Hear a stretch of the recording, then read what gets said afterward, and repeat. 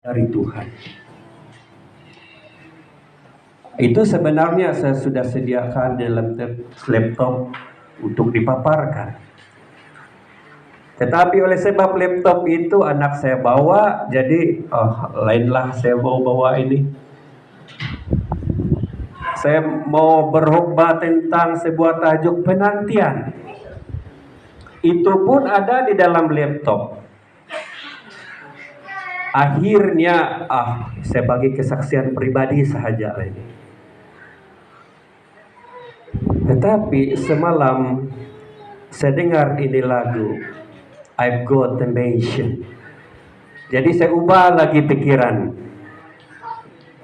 Jadi oleh sebab saya tidak ada laptop, maka saya akan hanya mengongsikan firman ini melalui pendengaran telinga tanpa melihat.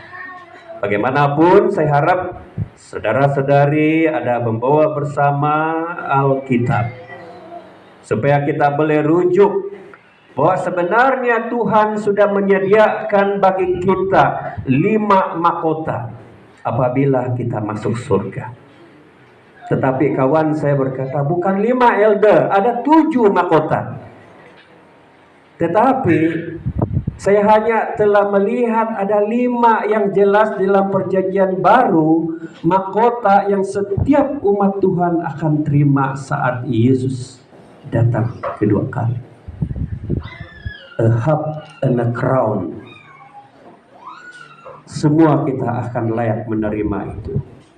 Tetapi apakah mahkota yang pertama itu, saudara-saudari? Mari kita buka bersama di dalam 1 Petrus pasal 5 ayat 2 dan 4. Saya tutup dulu kipas supaya tidak terbang itu kertas. 1 Petrus. Minta maaf saudara Petrus. Harun nakasang lagi. Saya akan baca 1 Petrus pasal yang kelima ayat 2 dan 4.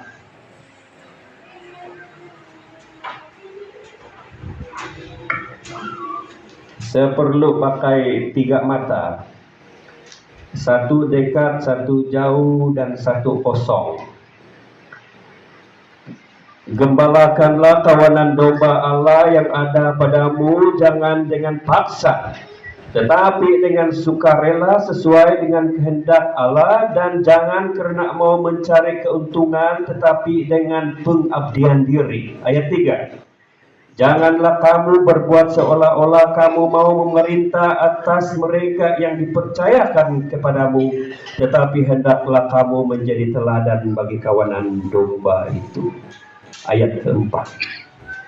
Maka kamu apabila gembala agung itu datang, kamu akan menerima mahkota kemuliaan yang tidak dapat layu. Inilah mahkota pertama yang kita dapat. Siapa yang layak, saudara-saudara? Nama mahkota itu ialah mahkota kemuliaan. Dan ini jelas di dalam ayat yang kita baca tadi, khusus untuk pemimpin-pemimpin yang tulus menjadi teladan kepada jemaat. Siapakah pemimpin-pemimpin jemaat itu, saudara-saudari? Semua kita adalah pemimpin jemaat. Sebab apabila kita menerima mahkota kemuliaan ini, kita akan juga dibekalkan bintang yang ada di mahkota itu. Sebab setiap kita mempunyai tanggung jawab untuk memimpin jemaat, membawa pekabaran Injil, dan kalau ada umat Tuhan, orang yang datang kepada kita dan kita adalah antara yang mengusahakan untuk dia bertobat, kita akan menerima mahkota kemuliaan dengan bintang. Ellen White katakan bintang-bintang. Itulah mahkota kemuliaan pertama, mahkota yang bakal kita terima saat kita nanti dibawa Tuhan ke kerajaan yang Dia sudah sediakan bagi kita. Kita beralih ke mahkota yang kedua. Mahkota yang kedua boleh kita lihat di dalam Alkitab 1 Tesalonika pasal 2 ayat 19 dan 20. Apa kata ayat ini? Sebab siapakah pengharapan kami atau sukacita kami atau mahkota kemegahan kami di hadapan Yesus Tuhan kita pada waktu kedatangannya, kalau bukan kamu. Apa kota itu saudara? Apa mahkota itu saudara-saudari yang disebutkan di dalam ayat tadi? Mahkota kemegahan. Wow, siapa yang layak menerima mahkota ini? Mahkota kemegahan ataupun mahkota sukacita ini, saudari, khusus untuk umat yang melayani sesama. Saya senang mendengar anggota-anggota kita di Gereja Pandan ini ada persatuan kebajikan. Dan engkau atau Anda adalah antara penerima mahkota sukacita atau kemegahan. Sebab mahkota ini dikatakan khusus untuk umat yang melayani sesama. Jadi umat-umat Tuhan, saudara-saudari yang dikasihi, untuk kita mendapatkan mahkota sukacita itu ataupun kemegahan itu, Alkitab katakan, sebab siapakah pengharapan kami atau sukacita kami atau mahkota kemegahan kami di hadapan Yesus Tuhan kita pada waktu kedatangannya, kalau bukan kamu. Kamu itu kita semua. Sungguh kamulah kemuliaan kami dan sukacita kami. Ada mahkota kita, saudara-saudara, menanti kita di surga nanti. Nomor 3, mahkota kehidupan. Mahkota kehidupan, mari kita sama-sama rujuk di dalam Yakobus pasal 1 ayat 12.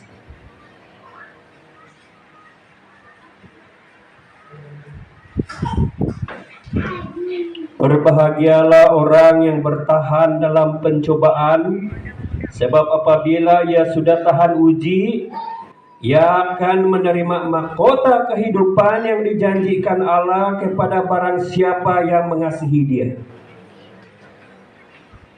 Dalam pembelajaran kita sekolah Sabat awal pagi tadi, salah satu yang bertumbuh, yang tidak terhimpit daripada penganiayaan atau pergumulan penderitaan di dunia ini dan terus bertahan, adalah mereka yang tumbuh dalam tanah yang subur.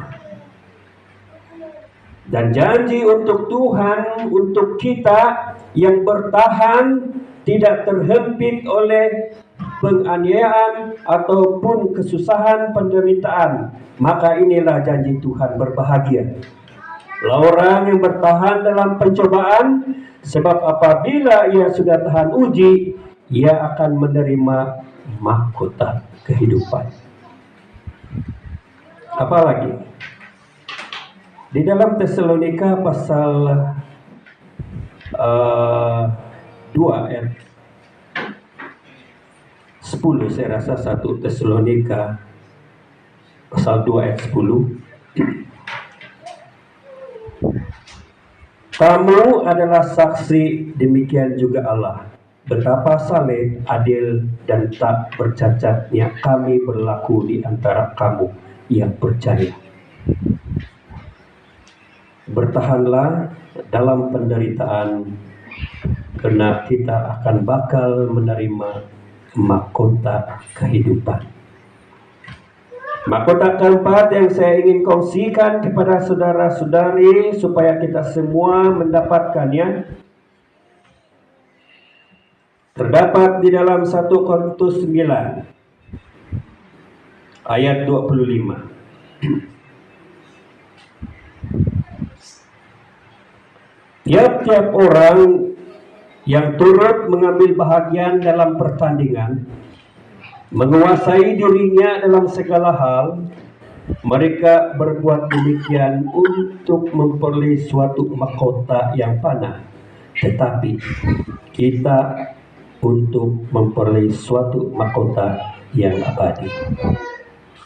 Itulah mahkota kemenangan.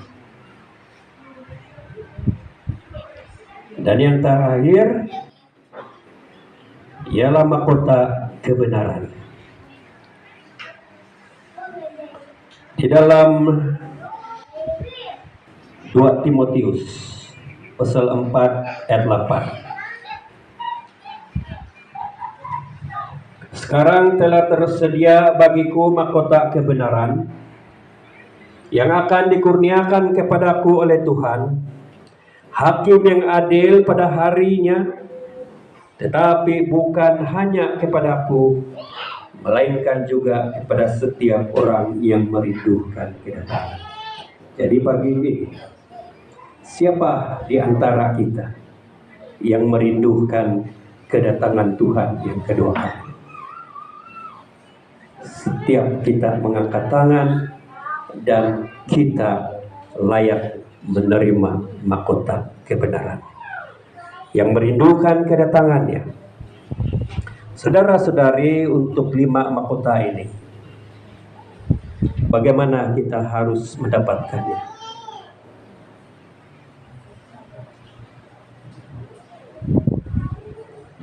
Alkitab mengatakan bahwa kita terus menjadi teladan kepada jemaat di mana kita.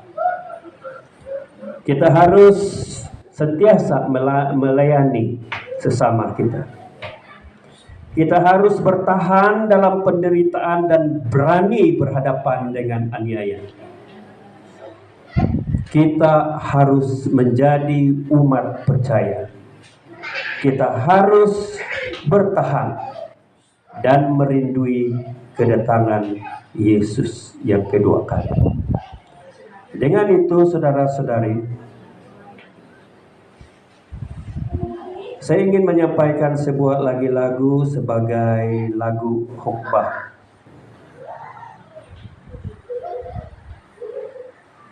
Mengakhiri firman Tuhan pada pagi ini, sebab saya melihat sudah jam 12.20 dan kita perlu tangguhkan.